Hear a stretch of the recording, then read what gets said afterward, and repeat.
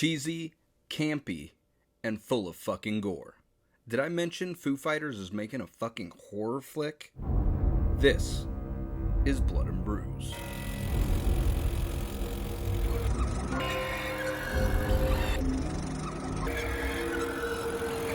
Alright, so tonight I watched Studio 666.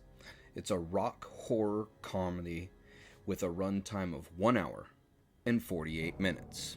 Rated R and directed by B.J. McDowell. Starring Dave Grohl, Taylor Hawkins, Rami Jaffe, Nate Mendel, Chris Shefflett, Pat Smear, and it had some cameos from John Carpenter and Lionel Richie. So this flick wasn't even really gonna happen.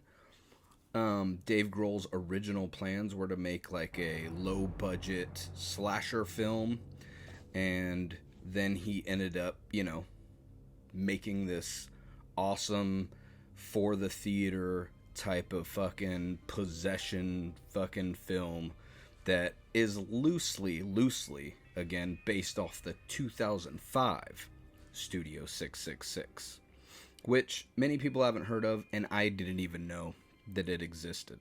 So right off the bat, I mean, this movie's got fucking humor, it's got horror, it's got tons of fucking gore and shit in it, which, I mean, if I had to put it on the gore scale, it would probably be grisly.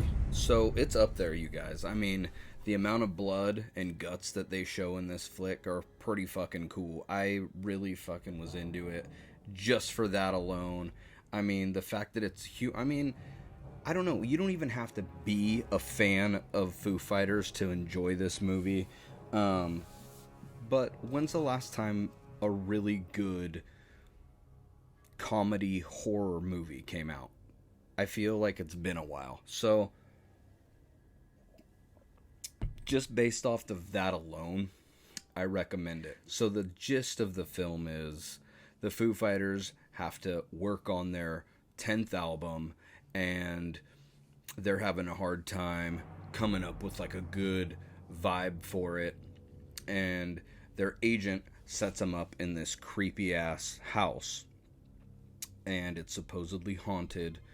And that's when, Dave Grohl gets possessed and starts to kill off the rest of his bandmates.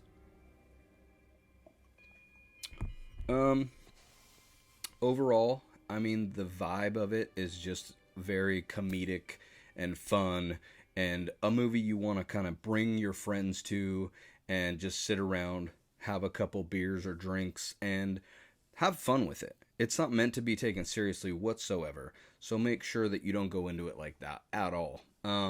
It's just really fun. So, I definitely recommend it.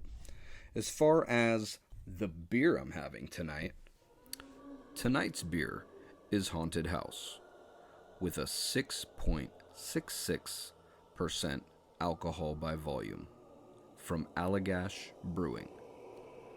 Roasted barley and Black Prince malt curse this beer with a gravely dark hue, hopped with Crystal Chinook and Saz hops. This beer ends with a ghost of coffee-flavored bitterness and a hauntingly complex malty palate. Alright, you guys. Thank you so much for watching this episode of Blood and Brews. We appreciate you guys. Don't forget to like, subscribe, comment below if you've seen the movie. Your thoughts and opinions are welcome. And as always, have a very good night.